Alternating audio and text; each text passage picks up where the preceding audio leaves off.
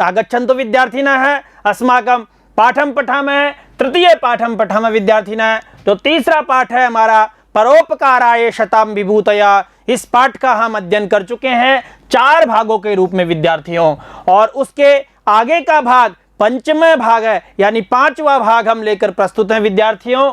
4 भागों में हमने देखा, पहले भाग में हमने पाठ परिचय पढ़ा विद्यार्थियों, दूसरे से और चौथे भाग तक हमने पाठ का अध्ययन किया। पाठ में किस प्रकार की कथा का वर्णन किया गया है, बोधिसत्व का किस प्रकार से वर्णन किया गया है, बोधिसत्व ने किस प्रकार से इंद्र को प्रसन्न किया, इंद्र ने किस प्रकार प्रसन्न होकर के वहाँ उस तालाब को वर्षा से पूर्णतः भर के और सभी जीवों का, सभी मछलियों का कल्याण किया। आइए इस पाठ के अभ्यास प्रश्नों की हम चर्चा करेंगे। इस भाग में 5वें भाग में अभ्यास प्रश्न होंगे, पहले से लेकर प्रथमतः तृतीय प्रश्न पर्यंतम, यानी पहले प्रश्न से लेकर तीसरे प्रश्न तक का हम इस भाग में अध्ययन करेंगे। आइए चलते हैं प्रश्नों की ओर। तो पहला प्रश्न है हमारा संस्कृत भाषया उत्तरतः। संस्कृत भाषा में उत्तर दीजिए, यानी इन प्रश्नों का संस्कृत भाषा में उत्तर लिखना है। तो पहला प्रश्न है हमारा जातक मालायाः लेखकः कः, यानी जातक माला के लेखक कौन है। दूसरा प्रश्न है कथायां वर्णिते जन्मनि बोधिसत्वः कः बभूवः, यानी जो एक कथा थी परोपकाराय शतां विभूतया, इस कथा में वर्णित जन्म में बोधिसत्व क्या हुए थे, अर्थात उनका जन्म किस रूप में हुआ था बच्चों। तो और ग प्रश्न है महासत्वाः मेनानां कई परम अनुग्रहम अकरोत्, यानी महासत्व ने मीनों को कई परम किसके द्वारा परम अनुग्रहम यानी परम कृपा की, किसके द्वारा सबसे अधिक कृपा की मछलियों के ऊपर। अगला प्रश्न है शरः लघु पलवलमिव कथम अभवत्, यानी जो सर है तालाब था वो किस प्रकार से छोटे तालाब के समान किस प्रकार से उसने छोटा रूप ग्रहण कर लिया। और अगला प्रश्न है बोधिसत्वः किमर्थम चिंताम अकरोत, यानी बोधिसत्व ने किस लिए चिंता की। आइए अगले प्रश्नों को पढ़ते हैं बच्चों। तोयम प्रतिदिनम केन स्पर्धमानम क्षीयते स्म, यानी जो तोय था पानी था वो प्रतिदिन किससे स्पर्धा कर रहा था, यानी जो जल प्रतिदिन किससे स्पर्धा कर रहा था। अगला प्रश्न है आकाशे अकाला अपि के प्रादुर्भवन, यानी आकाश में अकाल भी यानी बिना समय किनका उद्भव हुआ, कौन प्रकट हुए। अगला प्रश्न है कया आशंकया बोधिसत्वः पुनः पुनः प्रजन्यम प्रार्थितवान, यानी किस आशंका से बोधिसत्व ने बार बार प्रजन्य को यानी बादलों से प्रार्थना की, बार बार किस आशंका से प्रार्थना की। शक्रः केशाम राजा आशीत, शक्र का मतलब इंद्र, किनका राजा था, केशाम यानी किनका राजा था। अस्माभिः कुत्र प्रयतितव्यम, अस्माभिः कुत्र प्रयतितव्यम। तो आइए इनके उत्तरों की ओर चलते हैं बच्चों। सारे प्रश्नों को हमने देखा, इनके उत्तरों का एक एक का अध्ययन करेंगे कि जातक मालायाः लेखक कः, यानी जातक माला के जो लेखक थे कौन थे बच्चों। तो इसका सही उत्तर होगा जातक मालायाः लेखकः आर्यशूरः वर्तते, यानी जो आर्यशूर है वो किसके लेखक हैं, जातक माला के लेखक है। बहुत महत्वपूर्ण प्रश्न है ये कि जातक माला के लेखक कौन है, आर्यशूर हैं। कथायां वर्णिते जन्मनि बोधिसत्वः कः बभूव, यानी कथा जो वर्णित कथा है परोपकाराय शतां विभूतया, उस जन्म में बोधिसत्व कौन हुए। तो इसका सही उत्तर होगा कथायां वर्णिते जन्मनि बोधिसत्व मत्स्याधिपति बभूव, यानी कौन हुए, मत्स्याधिपति हुए, यानी मछलियों के राजा के रूप में उन्होंने जन्म लिया। इस कथा में मछलियों के राजा हुए। अगला प्रश्न है, महासत्वः मीनानाम कई परम अनुग्रहम अकरोत, यानी जो महासत्व थे, जो बोधिसत्व थे, उन्होंने मीनों के ऊपर, मछलियों को किनके द्वारा परम अनुग्रह किया, किसके द्वारा परम अनुग्रह किया? तो इसका सही उत्तर होगा महासत्वः मीनानाम स्वकीये सत्य तपोबलेन परम अनुग्रहम अकरोत, यानी महासत्व ने किसके द्वारा? स्वकीय अपने सत्य और तपोबल के आधार पर उन्होंने परम कृपा की। महासत्व ने अपने सत्य और तपोबल के आधार पर परम कृपा की, परम अनुग्रह किया। आइए गृह प्रश्न को देखते हैं। शरः लघु पल्लवल लमयु कथम अभवत, जो सर था, जो तालाब था, वो लघु पल्लवलमयु कथम अभवत, यानी छोटे तालाब के समान उसने छोटा रूप क्यों, कैसे ग्रहण कर लिया? तो इसका सही उत्तर मैंने लिखा है, उपगते निधाग काले दिनकर किरणै अभितप्तया धरित्र्या ज्वाला अनुगतेन एव मारुतेन पिपाशावशादिव प्रत्यहम आपीयमानः तदसरः लघु पल्लवलमयु अभवत, यानी जो उपगत हुआ अर्थात प्राप्त ग्रीष्म काल में, यानी निधाग काले, यानी ग्रीष्म का जब समय आया, गर्मी का जब समय आया, तो क्या हुआ? दिनकर किरणई, यानी जो सूर्य की किरणें हैं, दिनकर की जो किरणें हैं, उनसे अभितप्तया, उनके द्वारा धरती क्या हुई? तपित हुई, अर्थात धरती तपी। अपि तप्तया धरित्र्या, जब धरती तपी यानी पृथ्वी तपी। ज्वाला अनुगतेन एव मारुतेन, और ज्वालाओं से अर्थात लू चलने के कारण, गर्म हवा चली, ज्वाला से उत्पन्न मारुतेन, मारुत के द्वारा, वायु के द्वारा क्या होता है बच्चों उस दिनों में? पिपाशा वशादिव, यानी ऐसे दिनों में प्यास अधिक लगती है, और पिपाशा वशादिव, और पिपाशा के वश में होने के कारण प्रत्यहम प्रतिदिनम आपीयमान, पिया जाता हुआ, पिया जाता हुआ, तदसरः, वह छोटा तालाब कैसे हो गया? लघु पल्लवलमयु अभवत, यानी छोटे तालाब के समान हो गया। यानी जब गर्मी का समय आया, दिनकर की किरणें पड़ी और उससे धरती तपी, और उस समय गर्म हवाओं के कारण, उष्ण हवाओं के कारण जो पिपाशा लगती है, उससे वो प्रतिदिन पिया जाता हुआ तालाब छोटे तालाब के समान हो गया। समझ में आ गया होगा बच्चों।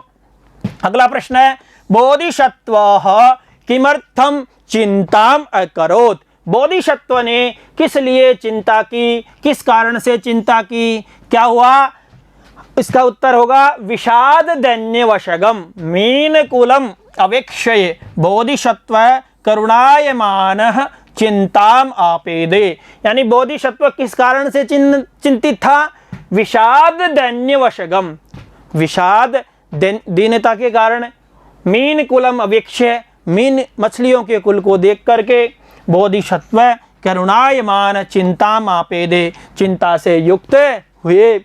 अगला प्रश्न है, तो यम प्रतिदिनम केन स्पर्धमानम क्षीयते स्म, है यानी जो जल था, पानी था बच्चों, वो प्रतिदिन किसके साथ स्पर्धा करके क्षीण हो रहा था? तो मैंने आपको बताया था ना बच्चों कि जब जैसे अपनी आयु होती है, उसमें एक दिन जैसे निकलता है, एक दिन अपनी आयु कम हो जाती है, उसी प्रकार से जल भी प्रत्येक दिन में कम होता जा रहा था। तो तोयम आयुषाः, तो इसका सही उत्तर होगा आयुषा, यानी जल आयु के साथ में स्पर्धा करता हुआ प्रतिदिन क्षीण हो रहा था। आइए अगले प्रश्न की ओर चलते हैं बच्चों। आकाशे अकाला अपि के प्रादुर्भवन, यानी आकाश में अकाल में भी क्या प्रकट हुए?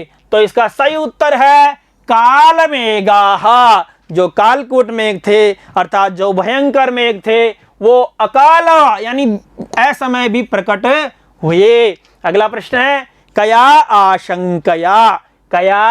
आशंकया बोधिसत्वः पुनः प्रजन्यम प्रार्थितवान, यानी किसकी आशंका से बोधिसत्व ने पुनः यानी फिर से प्रजन्यम यानी वर्षा की प्रार्थितवान यानी प्रार्थना की। तो बोधिसत्व को शंका हुई कि वर्षा निवर्ती की आशंका से। किसकी आशंका से बच्चों? वर्षा निवर्ती की आशंका से आशंकया बोधिसत्वः पुनः पुनः प्रजन्यम प्रार्थितवान। अगला प्रश्न है शक्रः केषां राजा आसीत्, जो शक्र था वो किनका राजा था, यानी जो इंद्र था वो किनका राजा था? तो इंद्र किसका राजा है बच्चों? देवानां राजा। इंद्रः देवानां राजा आसीत्, इंद्र देवताओं का राजा था। अस्माभिः कुत्र प्रयतितव्यम, हमें कहाँ प्रयास करना चाहिए, प्रयत्न करना चाहिए? अस्माभिः शील और विशुद्धौ प्रयतितव्यम, हमें शीलता सदाचारशीलता के ऊपर और विशुद्धता के ऊपर प्रयत्न करना चाहिए। ये हमें अच्छे से रहना चाहिए। तो पहला प्रश्न के हमने देखे बच्चों, इन उत्तरों को बारे में जाना कि जातक माला के लेखक आर्यशूर, कथा में वर्णित बोधिसत्व कौन हुए? मत्स्याधिपति के रूप में। महासत्व ने मीना मछलियों के ऊपर किसके आधार पर? परम कृपा की, स्वकीय सत्य और तपोबल के आधार पर परम कृपा की। अगले प्रश्न में हमने देखा कि तालाब किस कारण से छोटा हो गया था, तो इसका सही उत्तर हमने देख लिया। बोधिसत्व किमर्थम चिंता में करोत है, बोधिसत्व ने विषाद दैन्य वसगम मीन कुलम अपेक्षे, यानी विषाद दैन्य अवस्था को देखकर, मीन कुल को देखकर, मछलियों के कुल को देखकर क्या हुआ? चिंता की। तोयम प्रतिदिनम केन स्पर्धमानम क्षीयते, तोयम आयु के साथ में स्पर्धा करते हुए क्षीण हो रहा था। अगले प्रश्न में हमने जाना आकाश में अकाल में भी किन का प्रादुर्भाव हुआ, तो काल मेघों का प्रादुर्भाव हुआ बच्चों। कया आशंकया, बोधिसत्व ने किसकी आशंका से फिर से प्रार्थना की? वर्षा निवर्ती की आशंका से। शक्र केशाम राजा आसीत, शक्र देवानाम राजा आसीत, देवताओं का राजा था इंद्र। और अस्माभिः कुत्र प्रयतितव्यम, हमें किस पे प्रयत्न करना चाहिए? तो इसको सही उत्तर होगा शील विशुद्धौ प्रयतितव्यम। तो पहले प्रश्न का हमने सही से उत्तर जाना। आइए बच्चों दूसरे प्रश्न की ओर चलते हैं। दूसरा प्रश्न है हमारा रिक्त स्थानी यानी रिक्त स्थानानि पूर्यत, यानी रिक्त स्थानों की हमें पूर्ति करनी है। तो क्या है? बोधिसत्वः परहित सुख साधने अभवत, जो बोधिसत्व था परहित सुख साधन में क्या था? इसका सही उत्तर हमें देखना है आगे की स्लाइड में बच्चों। तत्र स्थिता मीनाः जलाभावात, वहां स्थित मीन जल के अभाव के कारण कैसे हो गए? आपको उत्तर लिखना है इसका। तो अगला प्रश्न है विषाद दैन्य वशगम मीन कुलम अवेक्षय बोधिसत्वः आपेदे, यानी किससे बोधिसत्व को किस कारण से चिंताग्रस्त हुए वो। अगला प्रश्न है सह महात्मा स्वकीय सत्य तपो बलम एव तेषाम अमन्यत, तो इसका हमें लिखना है उत्तर। तत् तोय समृद्धि मवाप, यानी वह समृद्धि को प्राप्त हुआ, जल की समृद्धि अर्थात ज्यादा पानी हो गया, किसमें हो गया? आइए इनके उत्तरों को देखते हैं बच्चों। तो रिक्त स्थानी पूरियत यानी रिक्त स्थानानि पूरियत यानी रिक्त स्थानों की पूर्ति करनी है बच्चों। बोधिसत्वः परहित सुख साधने, खाली स्थान क्या था? बोधिसत्व परहित सुख साधने व्यापृतः अभवत्, यानी संलग्न हुए। बोधिसत्व परहित सुख साधन में, दूसरों की भलाई में क्या हुए? संलग्न हुए, व्यापृत हुए।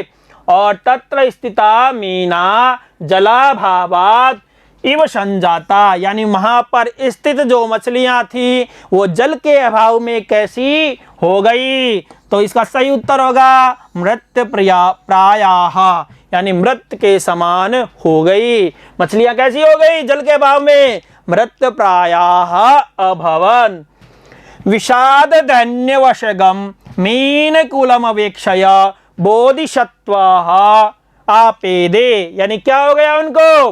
विषाद दैन्य वशगम मीन कुलम अव्यक्षे बोधिसत्व करुणायमान, करुणा से युक्त होकर के चिंता को प्राप्त हो गए। बोधिसत्व अपने आप में परोपकार की एक मूर्ति थी। उन्होंने जब विषाद और दैन्यता से वश उन मछलियों के कुल को देखा तो बोधिसत्व कैसे हो गए? चिंता से युक्त हो गए। बच्चों आइए अगले प्रश्न की ओर चलते हैं। सहमात्मा स्वकीये सत्य तपोबलमेव तेषाम अमन्यत, यानी उन महात्मा ने अपने सत्य और तपोबल से उनकी क्या माना? रक्षणोपायम, रक्षा का उपाय माना। यानी बोधिसत्व ने क्या माना? अपने सत्य और तप का जो बल था, तपोबल को ही, सत्य और तपोबल को ही उन मछलियों की रक्षा का उपाय माना। अगला प्रश्न है ततो यश समृद्धि अवाप, यानी जो तालाब था तत्सरह वो किसको प्राप्त हुआ? तो जल के द्वारा समृद्धि को प्राप्त हुआ। आइए तीसरे प्रश्न की ओर चलते हैं बच्चों। सप्रसंगम व्याख्या कार्या, सप्रसंग व्याख्या करनी है इनकी बच्चों, सप्रसंग हमको इनकी व्याख्या करनी है। तो इसका सही देखते हैं। बहुषु जन्मांतरेषु परोपकार अभ्यासवशात् तत्रस्थ अपि परहित सुख साधने व्यापृतः अभवत्, यानी बच्चों बहुत से बोधिसत्व थे। भगवान बुद्ध का जो अवतार था मत्स्याधिपति के रूप में, बोधिसत्व के रूप में, तो उनका क्या कैसा अभ्यास था? बहुसु जन्मांतरेषु, यानी बहुत जन्मों के परोपकार के अभ्यासवश, परोपकार के अभ्यासवश, तो तत्रस्थ है यानी उस जन्म में भी, वहां स्थित होते हुए भी, कहां स्थित होते हुए भी? तालाब में स्थित होते हुए भी, बोधिसत्व के रूप में, मत्स्याधिपति के रूप में वहां स्थित होते हुए भी वो किसमें हुए?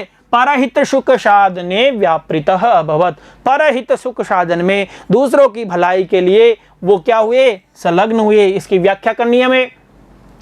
अस्मद् व्यसन संकृष्टा समायान्ति नो द्विषः, यानी हमारी जो व्यसन परेशानी को देखकर संकृष्टा यानी आकर्षित हुए, समायान्ति यानी आ रहे हैं, कौन? नो द्विषः, यानी हमारे शत्रु हमारी इस परेशानी को देखकर, हमारे कष्ट को देखकर, हमारी जो विपत्ति आई है हम पर, उनको देखकर हमारे शत्रु हमारे ऊपर आ रहे हैं। इसकी व्याख्या करनी है।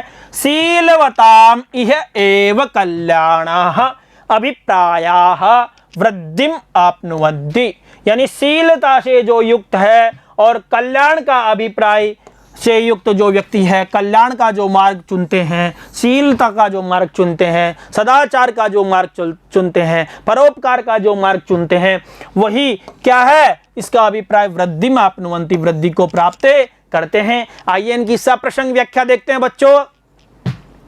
सप्रसंग व्याख्या है हमारे पहला की बहुषु जन्मांतरेषु परोपकार अभ्यासवशात् तत्रस्थ अपि परहित सुख साधने व्यापृतः अभवत्। इसका अर्थ देख चुके हैं। तो इसका प्रसंग क्या लिखना है बच्चों?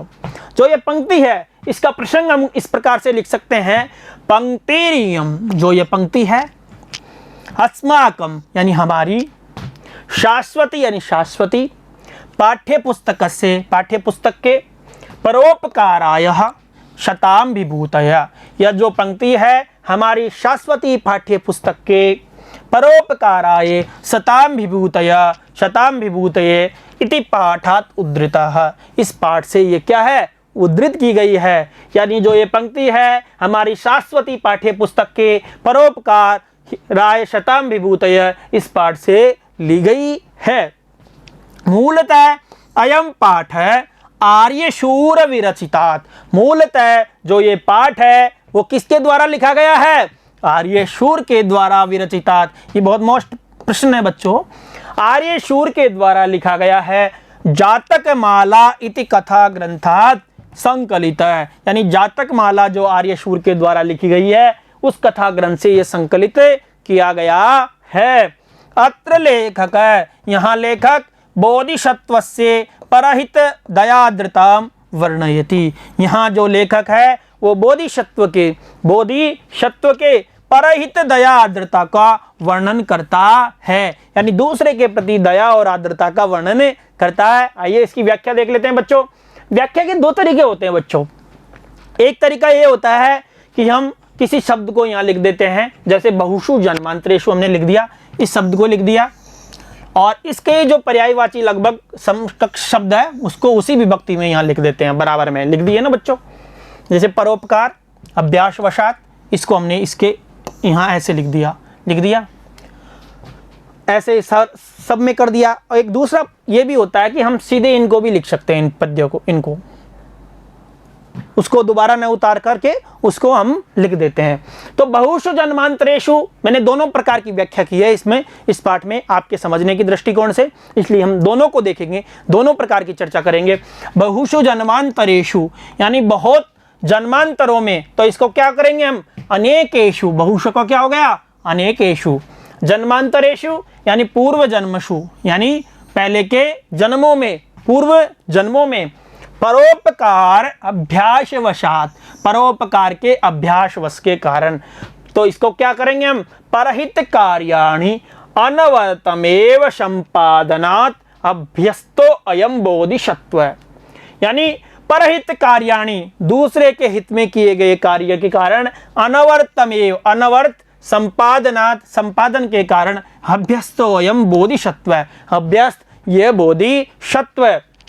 अगला है तत्रस्थः अपि, यानी तस्मिन एव जन्मनि, यानी मत्स्याधिपति के रूप में, यानी वहां स्थित होते हुए भी। तो इसका हमने लिखा कि तस्मिन एव जन्मनि मत्स्याधिपति रूपे एव स्थित है, यानी मत्स्याधिपति के रूप में स्थित होकर परहित सुख साधने व्यापृत अभवत। तो इसका हमने एक साथ लिखा, परोपकारतः संजातः तेषां मीनानां सुख साधने संलग्नो अभवत। यानी परोपकार से संजात हुए और तेषां यानी उन मीनानां, मीनों के सुख साधन में संलग्न हुए। कौन हुए, बोधिसत्व। तो इनका हमने सामने अर्थ देख लिया। तो अनेक जन्मों में परोपकार के अभ्यासवश वहाँ स्थित होते हुए भी उन्होंने परहित सुख साधन में वो क्या हुए, दूसरे के हित के साधन में क्या हुए, संलग्न हुए। तो इसको हमने इस प्रकार से देख लिया। अगली व्याख्या हम उस हिसाब से देख लेंगे। आइए अगले देखते हैं कि अस्मद व्यसन संकृष्टा समायान्ति नोदिशः, यानी हमारी व्यसन संकृष्ट को देख करके, हमारी परेशानी को देखकर, समायान्ति नोदिशः यानी आ रहे हैं कौन, हमारे दुश्मन लोग। तो इसका प्रसंग है पंक्तिरियम, जो ये पंक्ति है वही उत्तर होगा। अस्माकं शाश्वती पाठ्य पुस्तकस्य परोपकाराय सताम विभूतया पाठात उद्धृता, वही है मूलतः ये पाठ आर्यसूर की जातकमाला से लिया गया है।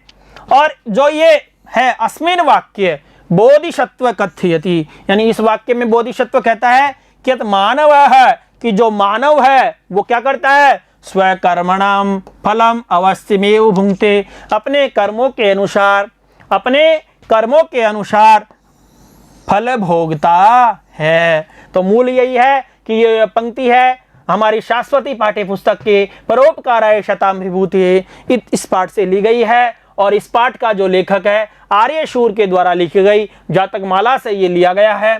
और इस वाक्य में बोधिसत्व कहता है कि मानव जो है अपने कर्मों के अनुसार अवश्य फल भोगता है। तो हम अपने कर्मों के अनुसार, यानी हमारी जो कर्म थे, हमारे जो कर्म थे उन्हीं का तो ये फल है कि यहाँ जले नहीं है। इसलिए हमें भी बच्चों सदकर्म करना चाहिए, अच्छे कर्म करना चाहिए, संस्कारित हमें रहना चाहिए।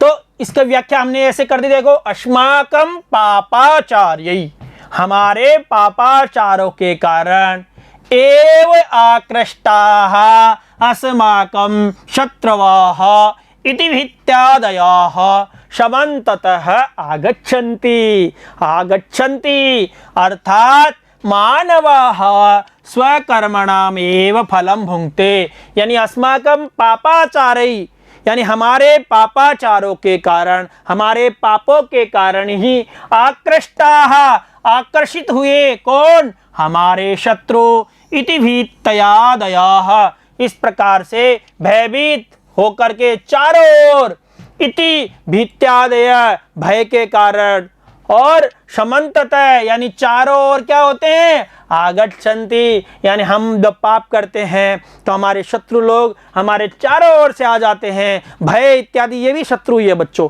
भीत्यादय इति भीति आदि जो शत्रु हैं, हमारे और भी कई शत्रु हो सकते हैं।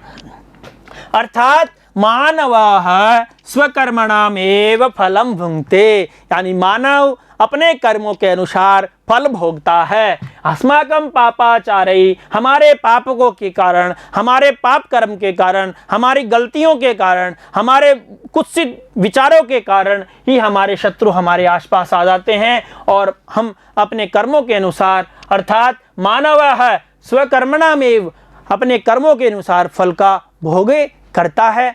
आइए अगले प्रश्न की ओर चलते हैं। शीलवताम इह एव कल्याणाः अभिप्रायाः वृद्धिम आपनुवन्ति।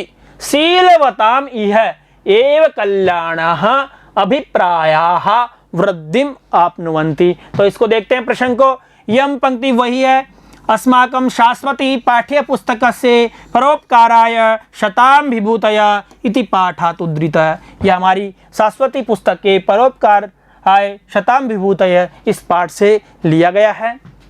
मूलतः अयम पाठ है, मूलतः ये पाठ आर्यशूर विरचितात्, आर्यशूर के द्वारा विरचित जातकमाला इति कथा ग्रंथात्, इस कथा ग्रंथ से संकलित किया गया है।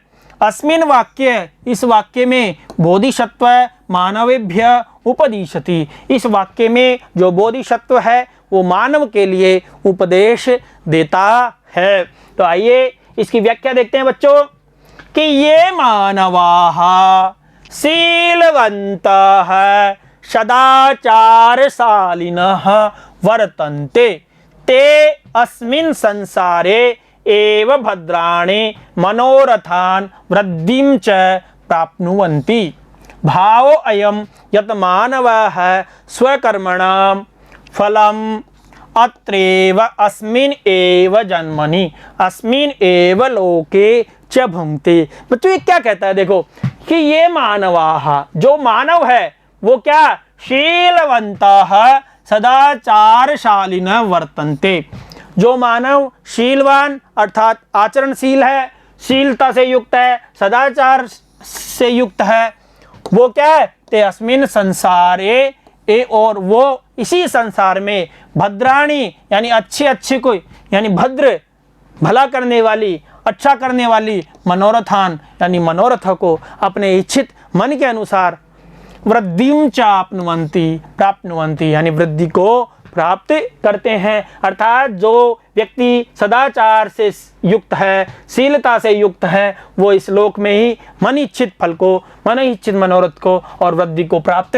करता है। भावो अयम यत् मानवः, भाव ये है कि जो मानव है स्वकर्मणाम फलम अत्रैव, यानी जो मानव है अपने कर्म के अनुसार फलों को अत्रैव यहीं पर, अस्मिन् एव जन्मनि इसी जन्म में, अस्मिन् एव लोके च भुंक्ते इसी लोक में भोग करता है। यानी जो व्यक्ति शीलता से युक्त है, सदाचार से जो युक्त है, वो इसी लोक में अच्छे अच्छे मनोरथों को प्राप्त करता है, वृद्धि को प्राप्त करता है। भाव ये है कि जो मानव अपने कर्मों के अनुसार फल, यानी यद मानव स्वकर्मणाम फलम, यानी अपने कर्मों का जो फल है इसी लोक में, इसी जन्म में, इसी लोक में भोग करता है। तो ये बच्चों आपके अच्छे समझ में आया होगा।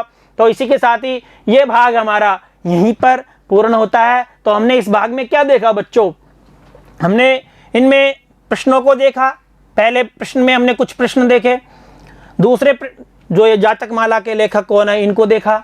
दूसरे प्रश्न में हमने क्या देखा बच्चों, रिक्त स्थानी पूर्यत, स्थानानी पूर्यत यानी रिक्त स्थानों की हमको पूर्ति करनी थी, ये देखा।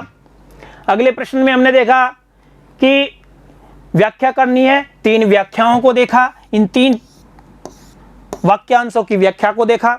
अगले भाग में हम व्याकरणात्मक प्रश्नों को लेकर प्रस्तुत होंगे, व्याकरण की चर्चा करेंगे, पाठ में आए हुए व्याकरणात्मक अंशों की चर्चा करेंगे। बहुत बहुत धन्यवाद। पुनर्मिलामः। नमो नमः।